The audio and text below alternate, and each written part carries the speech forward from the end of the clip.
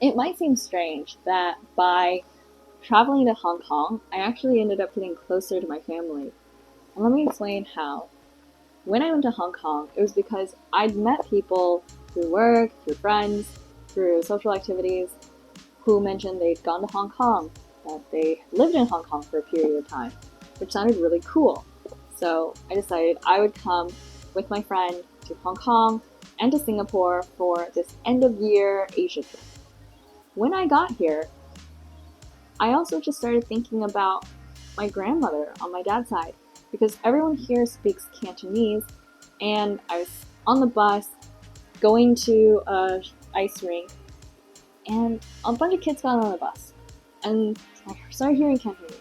And then all of a sudden, I started thinking of my grandma, who basically raised me until I was 4, and then sent me off to America because my parents immigrated to America before I did. And I thought, I should call her. And I felt really guilty that I hadn't kept in better touch with her. Sometimes when my dad is on the phone with her, he'll tell me to say a couple words, and our conversations aren't very long. So that's been my contact with her. And I also remember at one point, I think my uncle was messaging me on like WeChat, but I ended up getting really overwhelmed because I don't read Chinese, and he was texting me in Chinese, and it just felt really overwhelming for me to go translate every text back into English. And I ended up not really responding or keeping in contact with my dad's side of the family, basically because of just the communication and just feeling really distant and being in America while they were in China. But now that I'm in Hong Kong, I realized that we're in the same time zone. I could call them when I want. Also, when I told them I was in Hong Kong, they were so excited.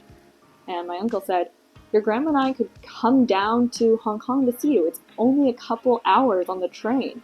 And I had no idea. I looked this up. It is only 3 hours. Meizu to Hong Kong is only 3 hours. They do need to get a permit to visit, but that is a couple weeks process. So if I had told them earlier, they could have come down, or if I had planned this and thought about them earlier, I could have gotten a visa to China and then just gone and taken the train. In any case, it didn't work out this time, but it did make me really excited to come back again in the future, get a visa, figure that out, and plan some kind of China trip.